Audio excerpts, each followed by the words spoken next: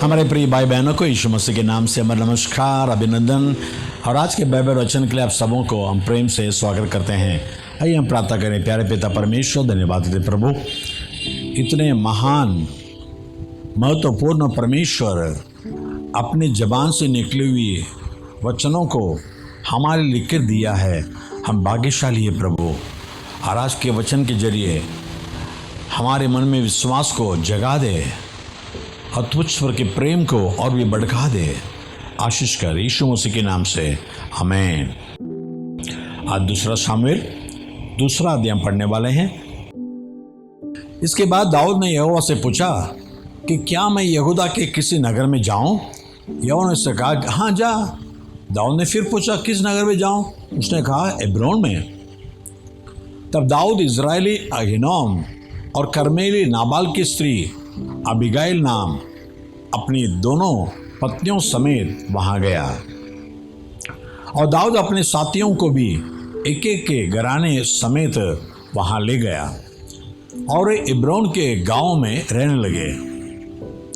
और यहूदी लोग गए और वहां दाऊद का अभिषेक किया कि वह यहूदा के घराने का राजा हो।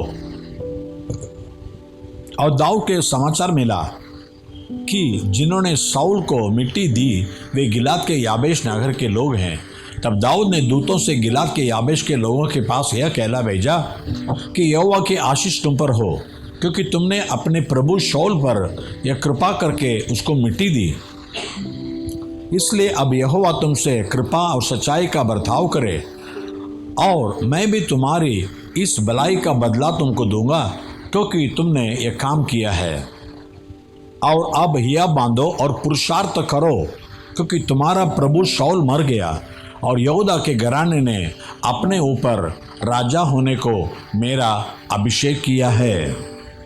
पर तो नेर का पुत्र अब्नेर, जो शाऊल का प्रधान सेनापति था, उसने शाऊल के पुत्र इशबोशेत को संग ले पार जाकर महने में पहुंचाया और उसे गिलाद अश्शूरियों के देश इज़राइल, एफ्राइम, बिन्यामीन और समस्त इज़राइल के देश पर राजा नियुक्त किया। शाऊल का पुत्र इशबोशेत 40 वर्ष का था जब वह इज़राइल पर राज्य करने लगा और 2 वर्ष तक राज्य करता रहा। पर तो यहूदा का घराना दाऊद के पक्ष में रहा। और दाऊद के हेब्रोन में यहूदा के घराने पर राज्य करने का समय 7.5 वर्ष था। और नेर का पुत्र अब्नेर और शाऊल के पुत्र इशबोशेत के जन महनैम से गिबोन को आए। तब सरूया का पुत्र योआब और दाऊद के जन एब्रोन से निकलकर उनसे गिबोन के पोखरे के पास मिले। और दोनों दल उस पोखरे की एक एक ओर बैठ गए। तब अब्नेर ने योआब से कहा, जवान लोग उठकर हमारे सामने खेले। योआब ने कहा, हाँ वे उठे। तब वे उठे और बिन्यामीन अर्थात शाऊल के पुत्र इशबोशेत के पक्ष के लिए 12 जन गिनकर निकले और दाऊद के जनों में से भी 12 निकले। और उन्हें एक दूसरे का सिर पकड़कर अपनी अपनी तलवार एक दूसरे के पांजर में भोंक दी और वे एक ही संग मरे। इससे उस स्थान का नाम हलकतसोरीम पड़ा, वह गिबोन में है। और उस दिन बड़ा गौर से युद्ध हुआ और अब्नेर और इज़राइल के पुरुष दाऊद के जनों से हार गए। वहाँ तो योआब, अबीशै और असाहेल नाम सरूया के तीनों पुत्र थे। और असाहेल बनेले चिकारे के समान वेग दौड़ने वाला था। तब असाहेल अब्नेर का पीछा करने लगा और उसका पीछा करते हुए न तो दाहिनी ओर मुड़ा न बाईं ओर। अपने ने पीछे फिर पूछा, क्या तो असाहेल है? उसने कहा, हाँ मैं वही हूँ। अपने ने उससे कहा, चाहे दाहिनी चाहे बाईं ओर मोड़, किसी जवान को पकड़कर उसका बख्तर ले ले। पर तो असाहेल ने उसका पीछा न छोड़ा। अपने ने असाहेल से फिर कहा, मेरा पीछा छोड़ दे, मुझको क्यों तुझे मार के मिट्टी में मिला देना पड़े? ऐसा करके मैं तेरे भाई याकूब को अपना मुंह कैसे दिखाऊंगा? तो भी उसने हट जाने को नकारा।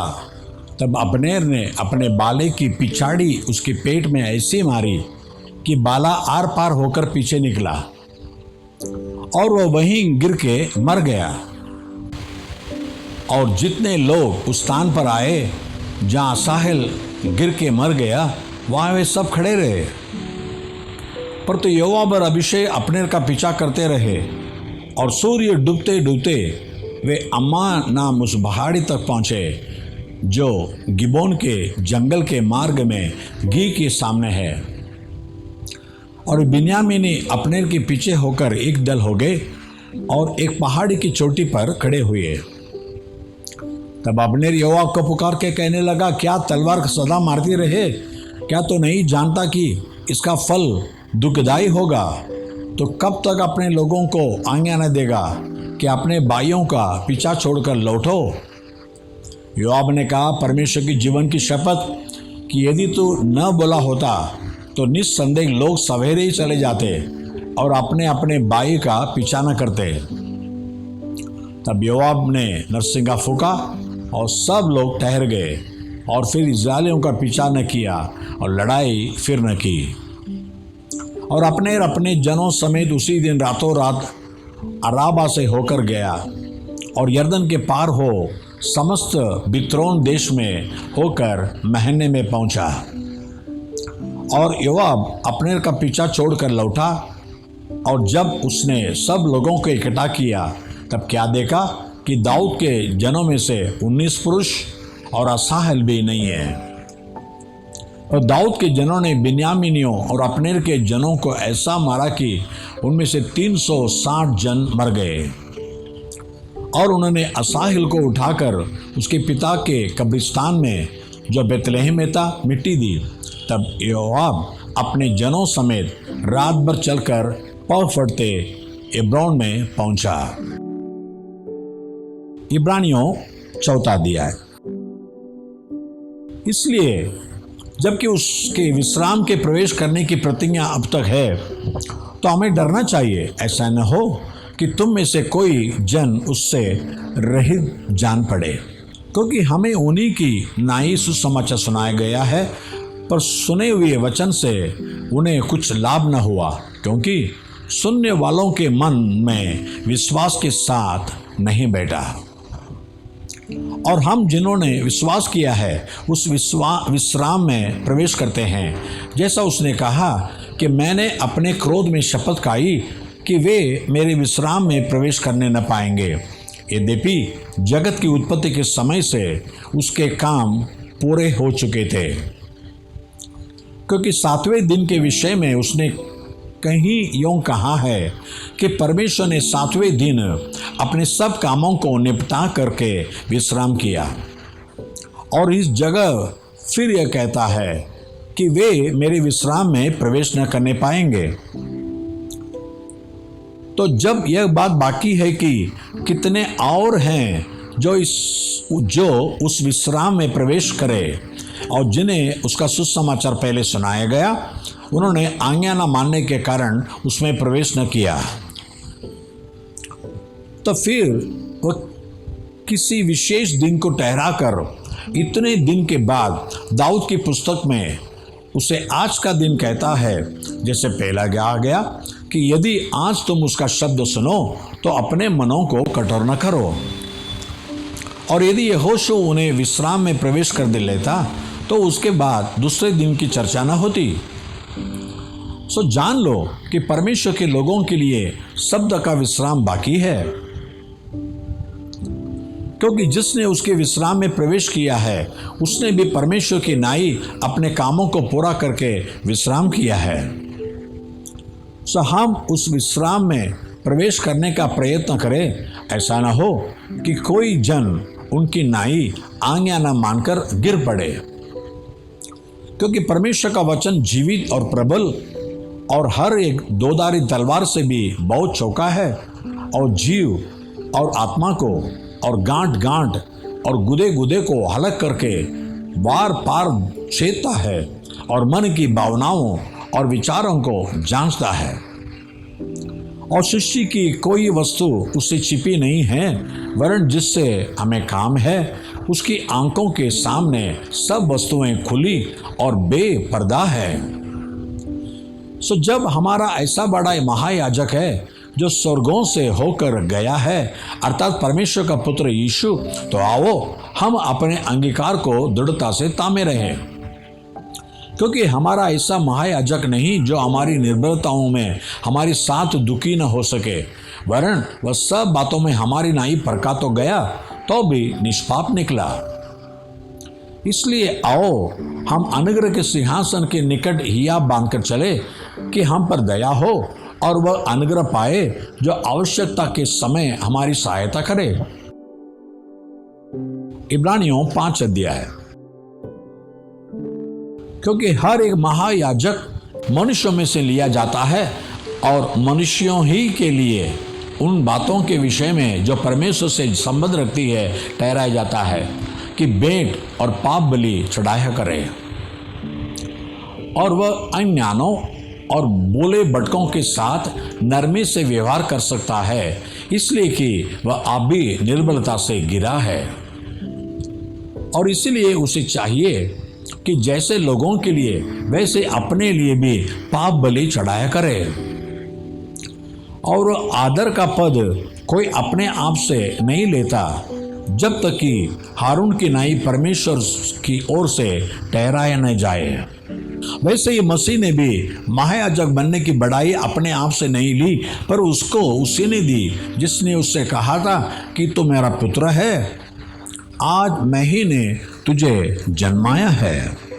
वह दूसरी जगह में कहता है, तो मलिक की सिदक की रीति पर सदा के लिए याजक है।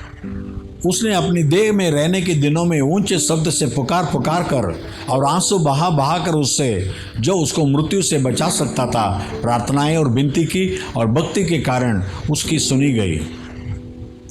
और पुत्र होने पर भी उसने दुख उठा कर आज्ञा माननी सीखी और सिद्ध बनकर अपने सब आज्ञा मानने वालों के लिए सदा काल के उद्धार का कारण हो गया। और उसे परमेश्वर की ओर से मलिक सिदक की रीति पर महायाजक का पद मिला। इसके विषय में हमें बहुत सी बातें कहनी है जिनका समझना भी कठिन है, इसलिए कि तुम ऊंचा सुनने लगे हो। समय के विचार से तो तुम्हें गुरु हो जाना चाहिए था, तो अभी क्या यह आवश्यक है कि कोई तुम्हें परमेश्वर के वचनों की आदि शिक्षा फिर से सिखाए? और ऐसे हो गए हो कि तुम्हें अन्न के बदले अब तो दूध ही चाहिए, क्योंकि दूध पीने वाले बच्चे को तो धर्म के वचन की पहचान नहीं होती, क्योंकि वह बालक है। पर अन्न सयानों के लिए हैं, जिनके ज्ञानेंद्रिय अभ्यास करते करते भले बुरे में भेद करने के लिए पक्के हो गए हैं। प्यारे पिता परमेश्वर, धन्यवाद देते आज के वचन के, धन्यवाद देते प्रभु। हमारा एक महायाजक है जो हमारे समान सारी बातों में परीक्षा किया गया, फिर भी पाप न किया। और हमारे लिए ऐसे महायाजक है जो हमेशा हमारे लिए दुआएं देता है और हमें मदद करता है। आज भी वचन सुनने वाले के जीवन में भी उन्हें मदद कर, उनके हर एक गुनाहों को माफ़ कर और तेरी आंखों के सामने उनको दया मिलने दे, आशीष मिलने दे। यीशु मसीह के नाम से मांगते पिता, आमीन आमीन। God bless you. प्रभु आपको आशीष करे। आमीन।